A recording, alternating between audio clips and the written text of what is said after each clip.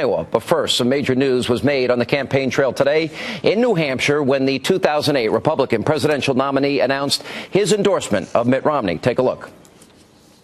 It's with some nostalgia that I return to this place that I love so well, but I'm really here for one reason and one reason only, and that is to make sure that we make Mitt Romney the next president of the United States of America, and New Hampshire is a state that will catapult him on to victory in a very short period of time. That's why I'm here.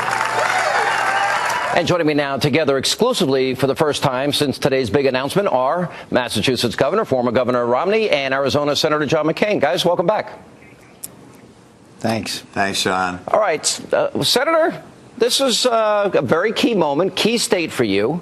By the way, I did go back and look at some of the ads you guys had running against each other. You guys were going at it pretty heatedly last time around.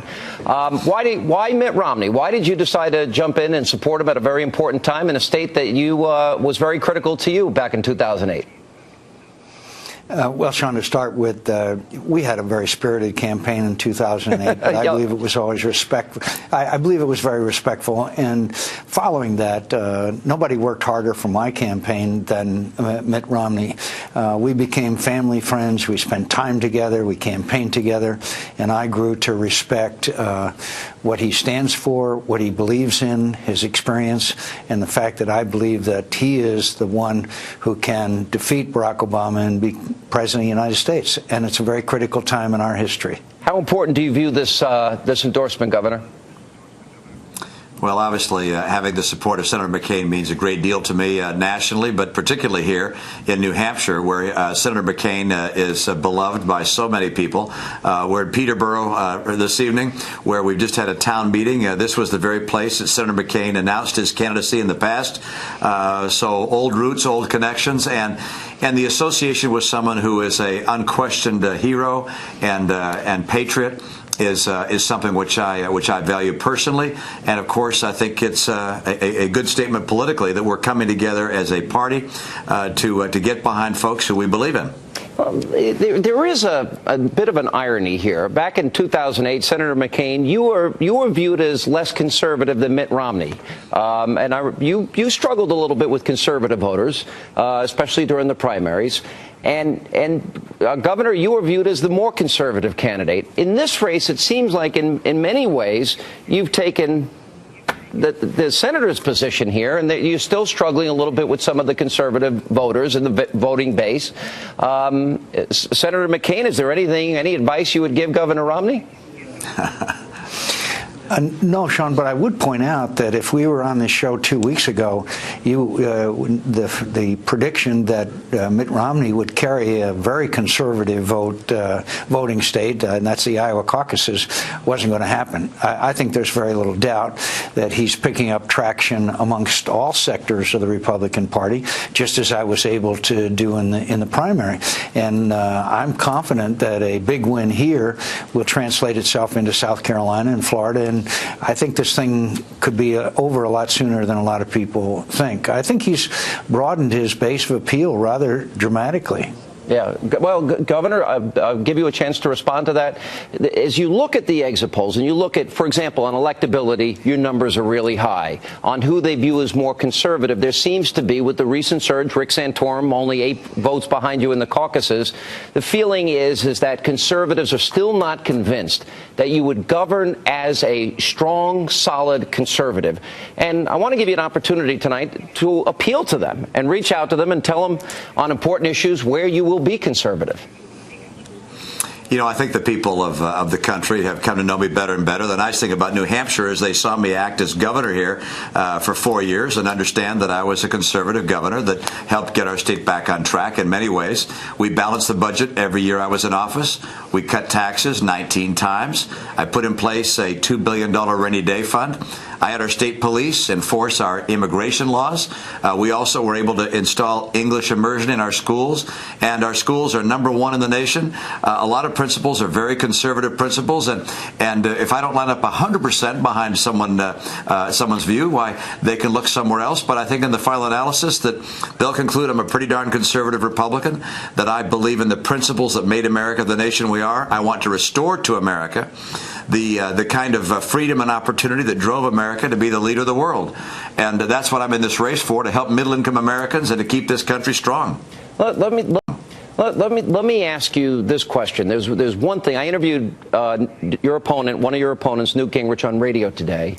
And Newt's argument is he's frustrated. He felt like the super PAC ads against him, not that they were negative, he felt that some of the comments specifically about him were dishonest. And he made the claim. You were met today when you arrived in New Hampshire with Newt Gingrich's ad in the Union Leader. He uses terms like you are a Massachusetts moderate, that you manage the decay in Massachusetts, that you've changed your position on abortion, on gun control, and on a series of other issues, funded abortions, for example, in Romney Care. Do you think, and do you anticipate, when these debates come Saturday night and Sunday morning, that this is probably going to be as spirited, I'll use Senator McCain's words, a debate and moment as we've had in the campaign? Oh, I don't know if it'll be more spirited than in the past, but of course campaigns are an opportunity to get to know the candidate, and other people are going to take their best shots, and then you have to either respond to them appropriately or be sunk by them. And I'm a big guy, got broad shoulders. I'm happy to accept the fact that if I'm in a race like this, I'm going to face people who have differing views, and if they say something that's not accurate, I'll do my very best to correct it. Some of the things that the speaker's saying aren't quite accurate, but I'll get a chance to correct that down the road. But right now, what I want people to know is that this president that we have is taking the country in the wrong direction, that I understand what it'll take to get our government pared back to size and to get our economy going again. And those are the things people want to hear about, and that's one of the reasons I'm going around the state of New Hampshire today and tomorrow, also in South Carolina, making sure people understand why it is we need to have someone of my background helping lead this country. All right, let me play a little bit of what Newt said on my radio show today. And Senator McCain, I might put you in the position now of being official advisor to Governor Romney, who you've endorsed. And here's what Newt Gingrich said earlier today. He's somebody who's not candid. He's not candid about his record. He's not candid about his PAC. His PAC runs ads that are false. They spend millions of dollars, and I suspect they'll pivot now and go after Santorum because the only technique they have is to try to shrink the other candidates. After 5 years of campaigning, they can't move Romney above 25%. He got basically exactly the same vote in 2012 that he got in 2008.